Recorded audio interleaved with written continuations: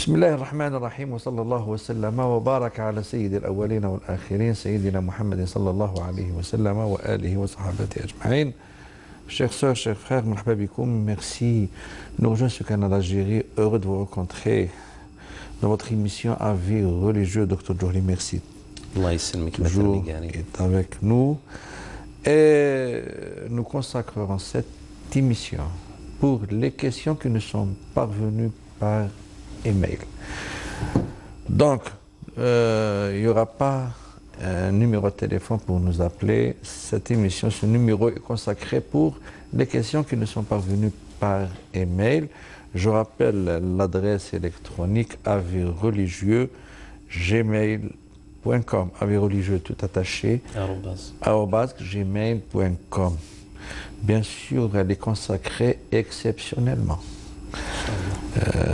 Pour les questions qui nous sont parvenues par email, Dr Djohri, nous commençons inchallah par la première question. Salam alaikum, je vous envoie ce message par rapport à mon beau-frère. Il travaille et ne peut pas faire sa prière à l'heure. Et en entrant chez lui, il fait que deux unités, pour toutes les prières de la journée. Je lui ai dit qu'il se trompe, il devrait faire ses prières avec toutes ses rak'at. Il nous a dit non. Puis-je savoir s'il a tort ou raison? Merci de votre réponse. Allah يسلمك. بسم الله والصلاة والسلام على رسول الله وعلى آله وصحبه ومن والاه. Chers frères et sœurs, salam alaikum wa rahmatullahi ta'ala wa barakatuh. Parmi les choses qu'on doit savoir dans notre religion, c'est que on adore Allah subhanahu wa ta'ala que par la manière avec laquelle il nous a demandé de l'adorer. La yu'badu Allahu illa bima shara'. C'est une règle connue dans toutes les écoles de jurisprudence musulmane. C'est-à-dire qu'on n'a pas à inventer quelque chose et se rapprocher avec auprès d'Allah subhanahu wa ta'ala, sinon on peut tomber dans ce qu'on appelle l'innovation, le bid'a. Et pour répondre à notre frère ou à notre sœur qui nous a posé cette question-là, il n'y a pas de raison pour cet individu, ce frère, de faire sa prière seulement en 2 rak'at, c'est-à-dire en raccourcissant, on va dire, les prières. Le nombre de rak'at. Les nombres de rak'at. On ne peut raccourcir les prières que pendant le voyage. C'est la seule situation où on peut raccourcir, c'est-à-dire écourter, on va dire, les prières, celles qui sont en nombre de 4 rak'at, 4 unités, pour c'est-à-dire les faire en nombre de 2, ce qu'on appelle le raccourcissement, ou on appelle aussi l'écourtement des prières quadruples, الرباعية الصلوات اللي فيها 4 ركعات القصر. La façon avec laquelle il n'est pas concerné, il reste comme ça. Bien sûr, Subh, il y a 2 rak'at, il reste 2 rak'at. Il s'agira de la prière de Dhuhr et la prière de l'Asr et l'Aïcha. Si notre frère fait un trajet très loin pour y aller au travail, qui dépasse les 80 ou les 85 km selon une petite divergence, on va dire, entre les écoles juridiques. On a qui considèrent 80, il y en a qui considèrent 82. Voilà. S'il s'agit de quelqu'un qui fait un long trajet pour y aller au travail et puis qu'il revient, il dépasse en quelque sorte les 80 ou les 85 km, là, il on peut lui ouvrir cette brèche-là, même, c'est-à-dire pour rembourser ces prières-là en dehors de leur temps, de le faire ainsi. Mais s'il s'agit de quelqu'un qui ne fait pas un trajet qui dépasse les 80 ou les 85 km, il doit rembourser ses prières telles qu'elles ont été prescrites par Allah et par le prophète sallallahu ta'ala alayhi wa sallam. C'est-à-dire la prière de 3 raka'at, il doit l'effectuer en 3 raka'at. La prière de 4 raka'at, il doit l'effectuer en 4 raka'at. Il peut s'en passer de shfa' peut-être, etc. pour lui alléger un petit peu la corvée. Hein. Mais sinon, toutes les prières prescrites, les obligatoires, il doit les effectuer comme Allah subhanahu wa ta'ala l'a prescrit. La yu'badu Allahu azza wa jalla illa bima shara'. On doit adorer Allah subhanahu wa ta'ala que par la manière il nous a prescrit, dont il nous a prescrit pour l'adorer. Voilà. Et pour ce qui est déjà effectué, il doit faire un petit calcul pour les rembourser parce que ce n'est pas valide. Très bien. Ça n'a pas été valide. Voilà. C'est clair, Dr. Djouri. Ouais, c'est le mec. La deuxième question, salam alaikum wa rahmatullahi wa barakatuh. Wa alaikum Voilà. salam wa rahmatullahi wa barakatuh. Je suis une femme convertie à l'islam, alhamdoulilah, Alhamdoulilah. en Bourgogne. Oui. Issue d'une famille non musulmane, j'ai rencontré mon mari et ai vécu avec lui pendant 5 ans dans la fornication, qu'Allah nous pardonne. Amin. En étudiant l'islam, je me suis rendu compte de mon énorme péché et j'ai souhaité me marier, ce que nous avons fait quelques semaines plus tard. Mais je continue d'apprendre ma religion et je viens de comprendre que mon mariage n'est peut-être pas valide à cause de notre ignorance. Voilà, nous nous sommes mariés sans respecter déjà le délai de séparation d'une période de menstru minimum. Oui. Nous ne sommes pas séparés du tout d'ailleurs. D'accord. Mon mari m'a offert des cadeaux, mais je ne lui ai pas demandé concrètement et officiellement une dot d'un montant précis. Il ne m'a pas donné concrètement de dot en me disant voilà ta dot. Il n'a pas fait, même s'il me donne de l'argent régulièrement. Ça, c'est la Enfin, j'ai pris mon père comme tuteur, mais celui-ci n'est pas musulman. Oui. La question est d'abord, mon mariage est-il valide? Sinon, que devons-nous faire pour corriger cette erreur, sachant qu'entre-temps, nous avons eu une fille qui a 1 an? Alors, c'est un peu compliqué, mais... Il y a beaucoup de complications dans cette relation, dans on va l'appeler comme ça, un acte de mariage, mais qui n'est pas valide. Voilà. Déjà, pour la première raison, qu'il n'y a pas de tuteur musulman. Il n'y a pas eu de dot. Il n'y a pas eu de dot aussi.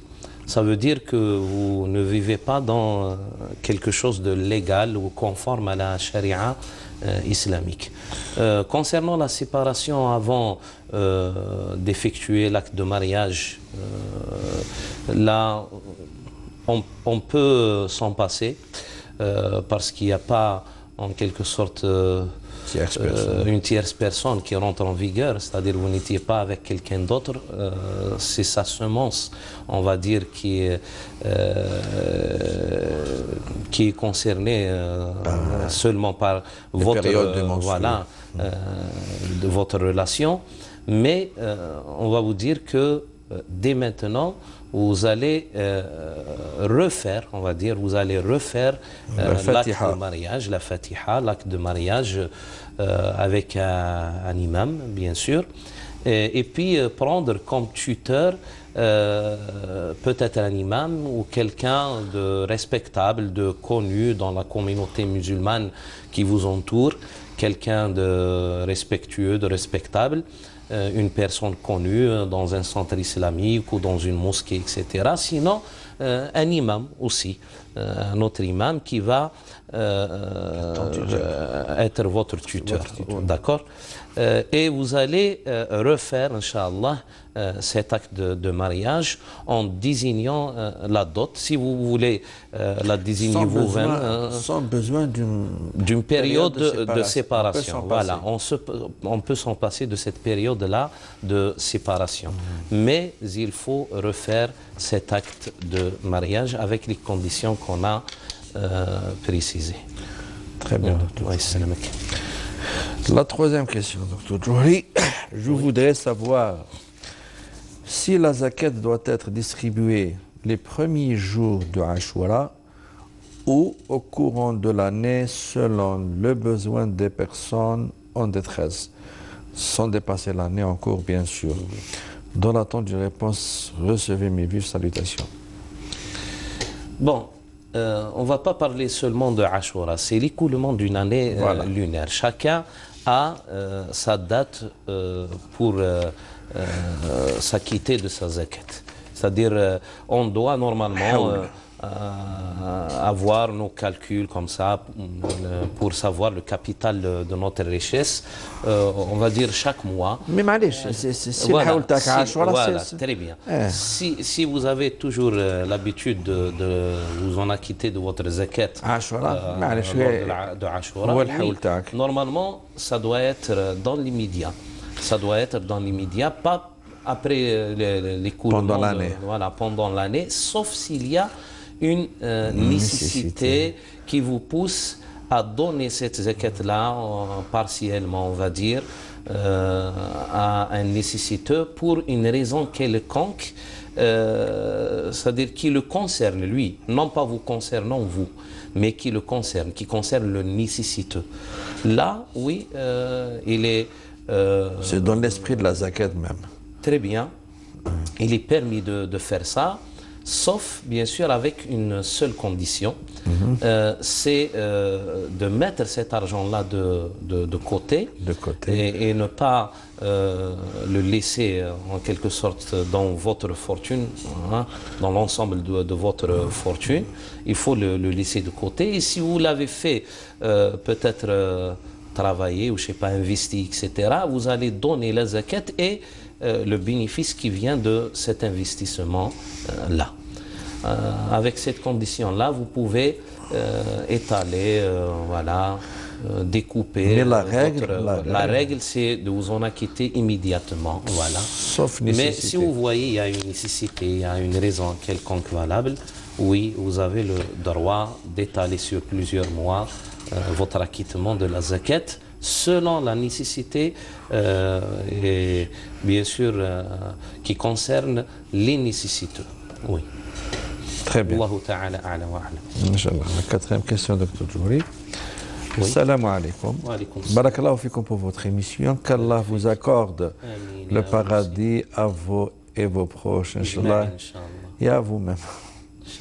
Ma question est, Inch'Allah, je vais avoir un enfant. Il va naître, Inch'Allah, pendant l'Eid. Malheureusement, je n'ai pas trop les moyens pour faire un sacrifice de 2 moutons. Dois-je privilégier le sacrifice de l'Eid ou pour la naissance de mon enfant? Merci pour votre réponse. Bon, il y a des priorités. Cette question parle de ce qu'on appelle l'aqiqa. C'est une recommandation. Le sacrifice de l'Aïd aussi est une recommandation. Mais le plus recommandé, c'est bien sûr le sacrifice de l'Aïd. Voilà. Si vous n'en avez pas les moyens d'égorger 2 moutons à la fois, un pour l'Aïd et un pour l'Aqiqa, parce que chez nous, les Malikites, c'est un mouton ou un chevreau. Que ce soit pour le garçon ou que ce soit pour une fille. C'est-à-dire le sexe de l'enfant n'a pas de lien avec le nombre de moutons sacrifiés. Il y a seulement pour chaque nouveau-né, pendant les premiers 21 jours de sa naissance, cette recommandation-là de ce qu'on appelle l'aqiqa, c'est de rendre grâce à Allah subhanahu wa ta'ala par cette manière, de sacrifier et de faire un petit festin, une petite fête comme ça, pour rendre grâce à Allah subhanahu wa ta'ala. Pendant les 21 jours, après la naissance du nouveau-né. Le 7e, le 14e. Et les meilleures journées, ce sont le 7e jour, le 14e jour ou le 21e jour. Le 21e jour. Sinon, si ça dépasse cette date-là, on n'a pas les moyens, que ce soit les moyens financiers, on n'a pas d'autres moyens aussi, la recommandation est levée, on va dire. Voilà, la recommandation est levée. Et si il s'avère que ça va tomber dans les journées, les 21 jours, voilà, ça va tomber avec l'Eid. Bien sûr, l'Eid est une recommandation plus forte que ça parce qu'elle a été citée dans le Coran.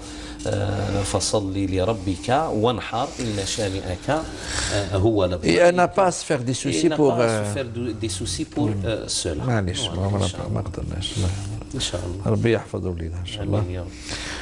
Je vous sollicite car mon mari est atteint de la maladie d'Alzheimer. Et aujourd'hui, il ne parvient pas à réaliser sa prière correctement. Il oublie de s'orienter vers la Kaaba. Il n'effectue pas le bon nombre de rak'at par prière. Il regarde d'ailleurs et parle pendant la prière. Et ne sait plus si son ablution est valide, etc., etc. Donc, que pouvons-nous faire dans cette situation? Merci pour votre... Louisa de France. Alors, là pour notre frère, il est dans le cas de ce que dont Allah subhanahu wa ta'ala ne va pas prendre en considération quelque chose. Voilà, on ne va pas prendre en considération ses actes. Très bien. رفع القلم عن ثلاث عن الصبي حتى يحتلم عن النائم حتى يستيقظ وعن المجنون حتى يعقل. المجنون, c'est-à-dire celui qui a perdu la raison. Voilà. Et vous n'avez pas à vous en faire des soucis par rapport à son application dans la prière. S'il demande de faire, laissez-le faire cette... C'est-à-dire pour l'apaiser, on va dire, psychiquement seulement. Parce que peut-être il en a l'habitude de faire sa prière, etc. Et laissez-le faire, mais ne soyez pas indulgent avec lui.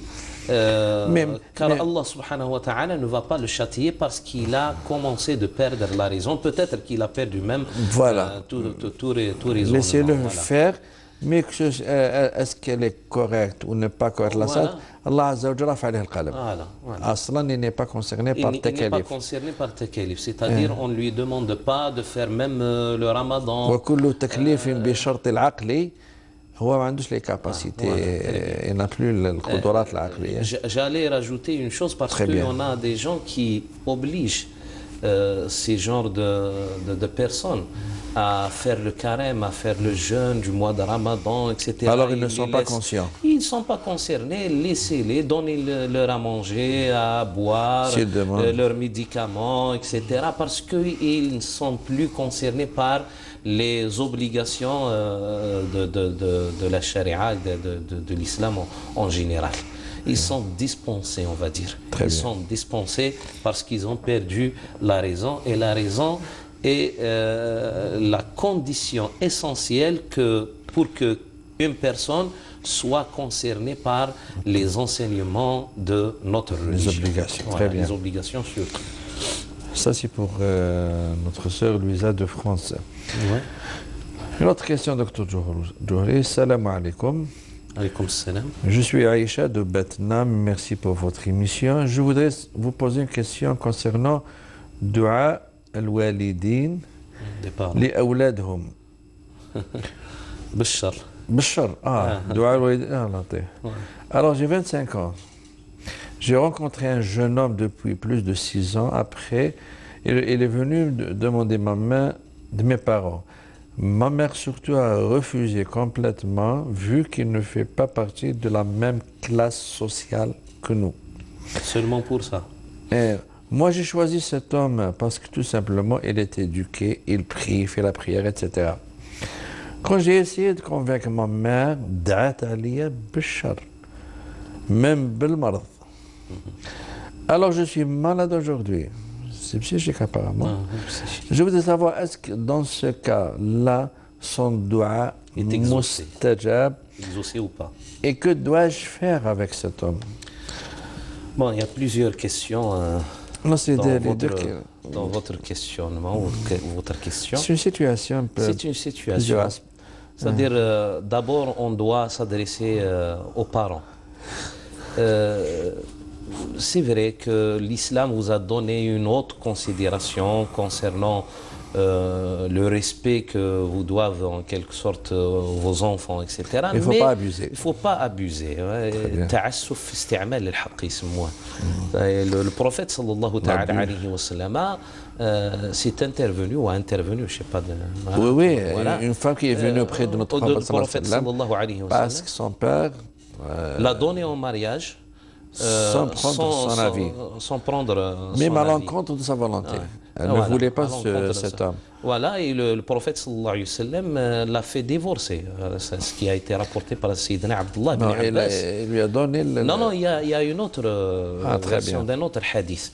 Le prophète sallallahu ta'ala alayhi wa sallam l'a divorcé, il a ordonné de faire sa période de viduité, et puis il a fait tomber la tutelle, on va dire, de son père, et c'est lui qui c'est-à-dire, s'est chargé lui-même de la remarier à quelqu'un d'autre après.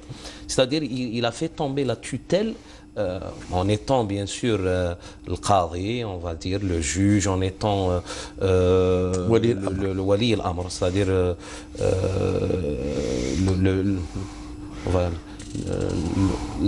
l'hiérarchique, c'est-à-dire le plus hiérarchique, plus que la tutelle du père sur sa fille.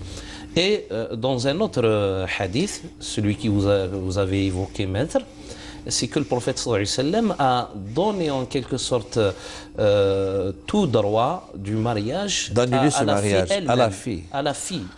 Il lui a dit, c'est à vous de prendre la bonne décision qui vous convient, de continuer dans ce mariage-là ou de l'annuler. Et elle a choisi de continuer dans ce mariage-là. Mais pourquoi elle est venue? Pourquoi elle est venue? Elle a dit أردت أن أعلم النساء أن ليس في تزويجهن لآبائهن من شيء. Pour que les femmes sachent après. Pour que les femmes sachent que le tuteur, elle a voulu faire un boom médiatique, on va dire. Voilà, c'est ça. Elle a enlevé la couverture sharaïa, le ghita sharaïa, pour que les femmes sachent que le père n'a pas le droit de faire marier sa fille sans... Voilà. Et c'est la même sorte aussi quand les parents se mettent en obstacle par rapport au mariage de leur... Non justifié. Voilà, sans justification valable, bien sûr, parce que là, elle a cité une chose... Il est éduqué, fait sa prière. Non, elle a dit seulement pour cette raison-là que nous ne sommes pas de la même classe sociale. Alors que l'islam est venu pour... en quelque sorte diluer en quelque sorte ces différences entre les classes sociales et les classes même ethniques ou je sais pas quoi, de couleur, etc. Parce que les hommes sont égaux devant Allah subhanahu wa ta'ala et devant la sharia. Hadith, si vous permettez bien, le prophète sallallahu alayhi wa sallam a dit إذا أتاكم s'il est venu من ترضون دينه فزوجوه إلا تفعلوا تكن فتنة في الأرض وفساد كبير. C'est-à-dire que le prophète sallallahu ta'ala alayhi wa sallam a donné un conseil aux parents déjà au préalable. C'est que ils prennent en considération deux choses seulement concernant celui qui vient en demandeur en prétendant de mariage, on va dire, en prenant en considération la religion, qu'il soit musulman, et puis sa conduite, qu'il est acceptable. Il a une bonne conduite entre une bonne réputation, une bonne réputation, etc. On ne doit pas regarder à autre chose, sinon on va compliquer la vie. C'est ça que le prophète sallallahu alayhi wa sallam ne voulait pas. C'est-à-dire, il y aura une grande difficulté dans ce monde-là du mariage. Là, on doit donner ce conseil-là à la maman qu'elle laisse sa fille prendre en époux, voilà, celui dont elle rêve Oui, c'est son droit. avec droit qui elle rêve faire sa vie. Voilà, du moment qu'il est musulman, qu'il a une bonne conduite. Très bien. Et puis à la fille, on va l'apaiser un petit peu. On va dire que si vous n'avez pas fait des choses qui ont poussé votre mère c'est-à-dire hors de ce mariage. Hors de ça. Hein. Peut-être que vous l'avez offensé avec vos paroles, vous l'avez peut-être, je sais pas, insulté, etc. Là, on ne rentre pas dans les détails, mais rien que pour cette raison, vous avez voulu vous marier avec quelqu'un qui a une bonne conduite et que votre mère s'est mise en obstruction et elle a fait ses doigts. Vous n'avez pas à vous en soucier. Et bien sûr, on tombe malade, on peut tomber malade pendant l'hiver, on peut tomber malade d'une autre maladie, etc. Ce n'est pas relié à cela, Inch'Allah, subhanahu wa ta'ala. Et puis, on va vous conseiller de vous épauler un petit peu par votre père. J'ai compris un petit peu, je sais pas, vous avez insinué que la seule personne qui contrarie ce mariage-là, c'est votre mère. Alors peut-être votre père... Mes parents, surtout ma mère. Ah, surtout. Mes parents, surtout. Alors essayez de vous épauler par vos proches, vos voisins, les amis de la famille, etc. Jusqu'à ce qu'il les persuade, Inch'Allah, de changer d'avis. Ou sinon... voilà, la loi aussi peut intervenir dans votre cas si vous vous adressez au procureur de la République. Très bien, voilà. Docteur Djoufri. Nous allons en question.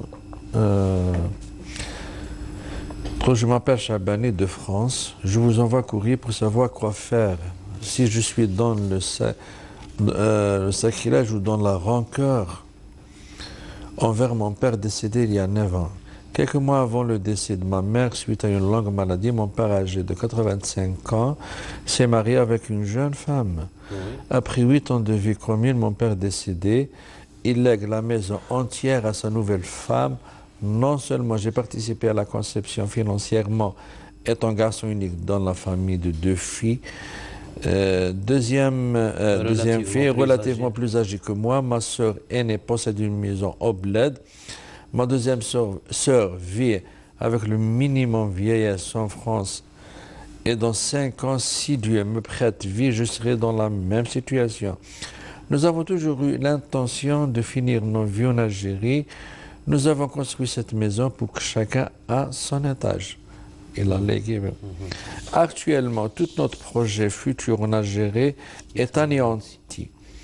Notre retour en Algérie devient de tourisme avec le recueil sur la tombe de ma mère, puis retour en France. Pour moi, pas de souci pour ma sœur qui est dans la précarité totale, délaissée par son fils unique, continue à se recueillir sur la tombe de son père. Par contre, moi et ma sœur aînée ne sommes plus allés nous recueillir et cela me rend malade. Je ne sais pas quoi faire ou faire, quoi penser ou faire. Si vous avez un conseil, je suis preneur. Merci, salam. Donc le fait de léguer la maison à l'anneau, voilà, il a une petite rancœur, on va dire. C'est-à-dire qu'il leur a compliqué la vie. D'accord, il leur a compliqué la vie ici, mais ils ont une autre vie là-bas en France. Il n'a pas touché à leurs biens en France, c'est déjà ça. Peut-être, je ne sais pas, sous l'effet de sa deuxième femme, il lui a légué par donation. S'il s'agit d'une donation, bien sûr, elle sera prise en considération, cette donation-là, du moment qu'il l'a faite peut-être chez un notaire, etc., conformément à la loi. On ne peut pas échanger là-dessus aucune chose. Hein. C'est-à-dire cette maison-là, même que vous avez attribué ou la contribué à la bâtir, mais elle était au nom de votre père, et puis il l'a donnée en donation à sa deuxième femme. Vous n'avez rien à lui reprocher ou à Pas lui changer. reprocher. Voilà. بالك يوم القيامة ما عدلش عنده C'est autre إثم chose. يوم Là, c'est القيامة. autre chose. Ça, c'est autre chose. Par rapport à la fatwa, on va dire, on Mais parle de la fatwa. juridiquement parlant, Juridiquement parlant, c'est fini, on va dire, oui. c'est fini. Vous avez une rancœur par rapport à votre père, vous n'avez pas le droit d'avoir cette rancœur-là, parce que Allah subhanahu wa ta'ala nous a dit وَقُلْ رَبِّ ارْحَمْهُمَا كَمَا رَبَّيَانِي صَغِيرًا. C'est-à-dire que malgré vous considérez que ce que votre père a fait est un tort envers vous, hein, Oui. mais quand même, quand vous étiez petit, il vous avait fait du bien, on va dire. C'est-à-dire, vous ne pouvez pas effacer toutes ces années-là de bienfaisance de la part de votre père quand vous étiez petit, quand vous étiez... C'est la cause de votre existence même. Voilà, c'est ça, avec quelque chose qu'il a fait après ses 85 ans, etc. Ben, il était sous l'effet de sa nouvelle femme. Il faut pardonner, on va dire. أدعو له بالرحمة. Voilà, ad'ou له بالرحمة, ad'ou له ربي سبحانه وتعالى يغفر له. Et ça sera, Inch'Allah, des tas de récompenses de votre côté aussi, parce que vous avez pardonné, vous avez ligué votre part sur laquelle vous avez peut-être sué, on va dire. Mais prenez en considération qu'il s'agit là de votre père. Et le père ou la mère sont considérés chez Allah subhanahu wa ta'ala. Juste après l'adoration d'Allah azza wa jal, vient la bienfaisance envers les parents, même qu'ils soient morts. On est toujours demandé de leur faire de la bienfaisance, parce qu'il y en a ceux qui sont venus chez le prophète sallallahu alayhi wa sallam, auprès du prophète, lui demander est-ce que après la mort de nos parents, il y a une bienfaisance qu'Allah Azza wa Jal nous demande envers nos parents. Et le prophète alayhi salam leur a indiqué bien sûr que la bienfaisance envers nos parents perdure même après leur mort. Alors vous êtes invités à pardonner Inch'Allah et à vous recueillir devant sa tombe, lui demander Inch'Allah le maghfira et de demander à Allah subhanahu wa ta'ala aussi qu'il vous pardonne, qu'il vous affranchit par rapport à ce que vous avez comme rancœur dans votre cœur envers votre père. C'est très clair, Dr. Touré. Nous allons vers une toute petite transition. Mesdames, Messieurs, restez avec nous. بالله من الشيطان الرجيم بسم الله الرحمن الرحيم ولله الأسماء الحسنى فادعوه بها وذروا الذين يلحدون في أسمائه سيجزون ما كانوا يعملون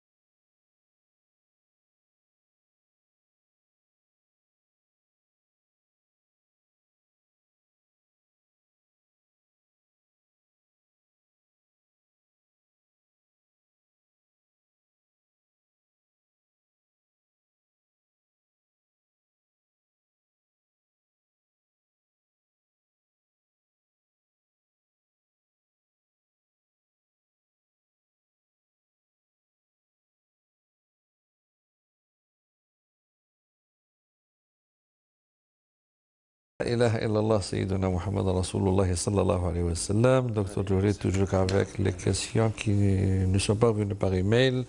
Je rappelle l'adresse électronique du programme, c'est avisreligieux tout attaché @gmail.com. Avis religieux, minuscule. bien sûr, Ouais. @gmail.com, ça s'affiche sur l'écran. Question, salam alaikum, je m'appelle Aïcha de Cannes, France, j'ai 73 ans, je suis musulmane pratiquante. Je voudrais savoir si je dois faire la grande ablution ou les ablutions normales, c'est-à-dire les petites ablutions, car j'ai été voir ma gynécologue femme. Merci de votre réponse, salam.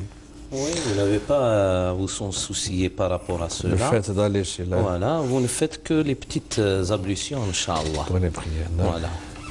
C'est le fait que la femme aille chez le médecin gynécologue, voilà, n'est pas concerné comme une condition qui fait perdre les grandes ablutions. Très Voilà. bien. Bonjour, quand j'étais étudiant, je faisais des stages en Europe et parfois durant le Ramadan, dans les années 70. Non. Je remonte. n'avais aucune info. J'étais logé et nourri dans un hôtel payé par l'État. Comment dois-je réparer ma faute? Dois-je jeûner et nourrir un pauvre ou nourrir un pauvre seulement? Un pauvre ou nourrir un pauvre seulement? Cordialement, Abdelkader. Bon, là, en Là. quelque sorte, vous aviez la capacité de faire votre jeûne. Il Au moins, n'avait on pas va- l'information. Non, non, quelle information? Concernant le Maghreb, concernant la minute, je sais pas quoi, Je n'avais l'information. aucune info, il n'a pas précisé. Voilà, peut-être Donc, ça nous par manque rapport, des détails, c'est-à-dire par la rapport, question. voilà, par rapport Justement. peut-être à l'heure de s'abstenir jusqu'au coucher du soleil, peut-être il C'est n'a pas. maîtrisable, ça, C'est on peut. maîtrisable. Par rapport à On ce peut qu'il manger est- la nuit et puis faire son jeûne jusqu'au coucher du soleil, c'est Loger, vers nourrir l'avènement dans un de hôtel l'autre payé par nuit. l'État. Alors, Le moi, fait de qu'il ce soit que dans j'ai un compris, hôtel, non, hein? non, moi, de ce que j'ai compris, c'est-à-dire c'est un délaissement, on va dire. C'est un délaissement, Négligence. une négligence de sa part. Et il est demandé, s'il s'agit peut-être d'un doit ramadan, assumer. il doit assumer d'abord d'expier, de faire une expiation, le kfara, parce qu'il n'a pas jeûné ce mois de ramadan. Ouais, il faisait des stages et parfois pendant le Ramadan. Voilà, c'est ça. S'il s'agissait Donc- bien sûr de Ramadan, et il est demandé à faire une expiation pour chaque journée qu'il n'a pas jeûné. C'est-à-dire Voilà, c'est-à-dire qu'il va nourrir 60 nécessiteux pour chaque journée. S'il s'agit de Il fait plusieurs, sortir la valeur il fait sortir la valeur, il fait sortir la valeur de 60, de 60 quoi nourrir, repas. de quoi nourrir 60 repas, de quoi nourrir 60 nécessiteux pour chaque journée. S'il s'agit de plusieurs ramadans, je sais pas, une dizaine ou je sais pas quoi, etc., et que la somme est, La question manque de détails. et voilà, et peut-être la corvée est très rude par rapport à sa capacité financière. On va vers l'autre fatwa qui dit une expiation pour tout le mois. Parce qu'il y en a des jurisconsultes qui ont donné cette fatwa-là, c'est-à-dire d'expier une expiation par rapport à tout le mois, c'est-à-dire nourrir.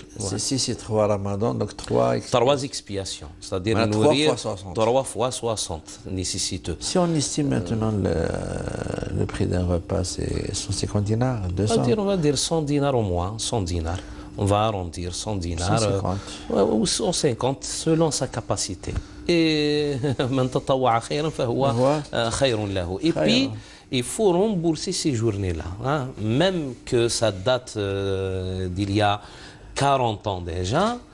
Et si vous avez la capacité de jeûner maintenant, avec votre âge, peut-être vous n'avez pas de maladie, etc., vous êtes demandé bien sûr de vous précipiter pour rembourser ces journées-là. S'il n'a pas la capacité. S'il n'a pas la capacité, il va rajouter, c'est-à-dire de nourrir aussi pour chaque journée, nourrir un nécessiteux.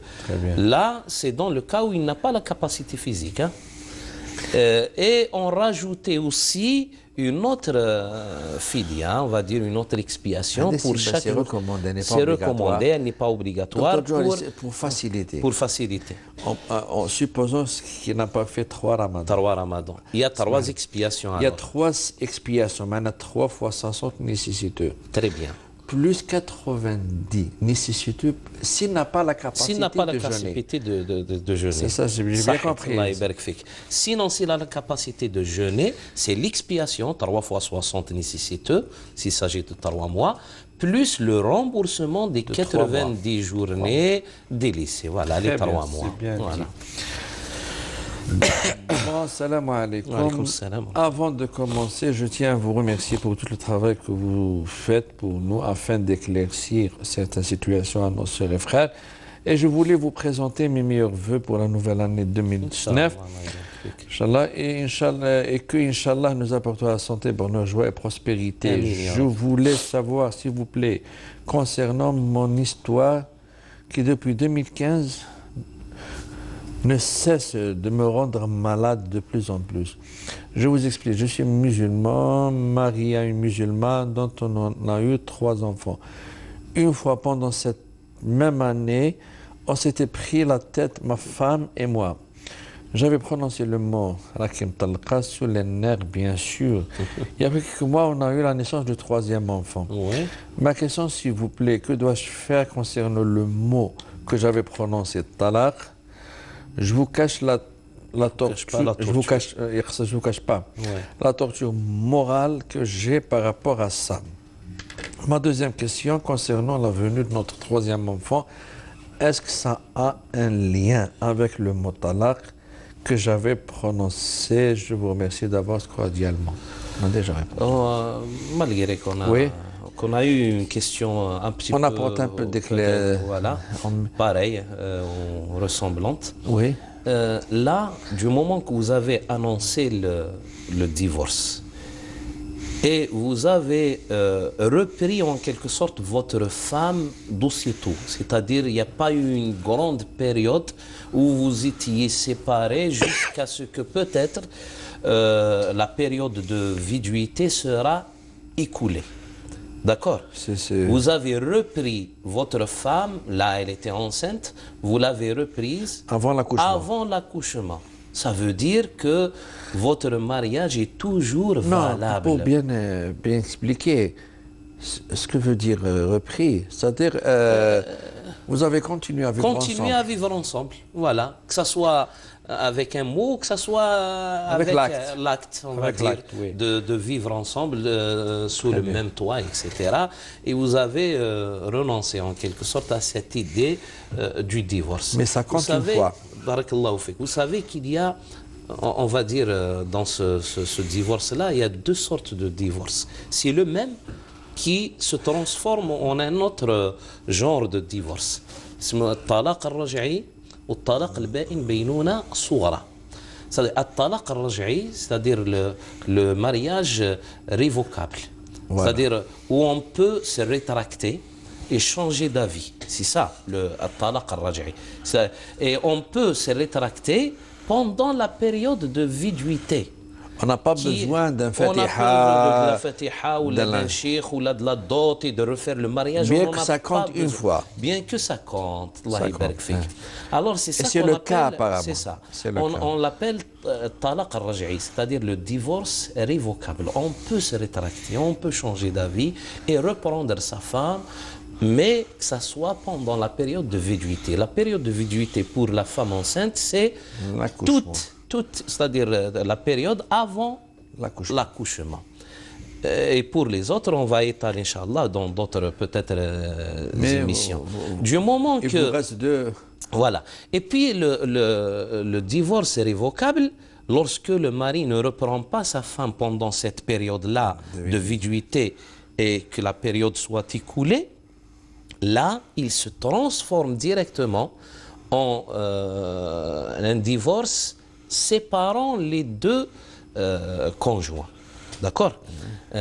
Talaq ba'in, c'est-à-dire mufarriq, hein, qui sépare les deux parties, mais une séparation, on va dire, une petite séparation. Pourquoi ils l'ont appelé, nos jurisconsultes, Qui n'est pas finale, Baynouna ça, c'est Soghra, c'est-à-dire qu'il peut la reprendre aussi Mais- après l'écoulement de la période de viduité, mais là, il sera contraint de faire un nouveau mariage, Fatha, d'acter pour un nouveau imam, fatha, dot, l'imam, la sira, dot, les témoins. les témoins, etc. Il va la reprendre et avec, bien sûr, son approbation à elle. bien. Voilà, pendant la période de viduité, elle n'a pas à donner en quelque sorte son avis, sauf Elle est si, toujours si elle tahta demande. parce Voilà, qu'elle est toujours, voilà. Là aussi, il faut que nos frères et sœurs le sachent, hein. C'est-à-dire, il y en a des femmes qui ne veulent pas se remettre avec leur mari pendant la période de viduité. Là, elle est considérée sa femme et elle n'a, peut-être, si elle a l'envie de se séparer de son mari, le elle demande. n'a qu'à lui demander le divorce après, que ce soit le Très bien, khul', donc que ce pour soit ne pas le compliquer la divorce chose, pour tort, pour lui, c'est le etc. premier cas. Pour lui, c'est le premier cas. voilà. Alhamdoulilah, il n'a pas à se faire de soucis. Il a repris sa femme, alhamdoulilah, pendant la période de viduité, c'est-à-dire avant son accouchement. Le bébé Et la naissance conçu, du troisième voilà, enfant n'a rien à voir avec- n'a rien à voir. C'est un enfant légal, alhamdoulilah. C'est un enfant légal. Il n'y a pas à se faire de soucis. Et puis, vous continuez à vivre ensemble comme étant mari et épouse, mais faites attention Il au vous reste deuxième. 2 fois. Il vous reste une fois pour que la troisième fois peut-être, sera ça finale. sera un divorce qui vous séparera, une grande séparation jusqu'à ce que cette femme-là, vous ne pouvez pas la reprendre jusqu'à ce qu'elle se remarie avec un autre homme. Voilà. Ce qui n'est pas évident. Voilà, c'est pas évident. أنا Voilà. هي النهاية تقريبا. Voilà, c'est ça. Bon, donc il Alors, n'a pas à se faire des soucis. Il n'a pas à pour se lui, faire des la soucis base, par rapport coucher à charaï, cela. légal, etc. Voilà. C'est-à-dire, Oui. je voulais juste, peut-être on arrive à la fin de l'émission, cher maître, je voulais juste, c'est-à-dire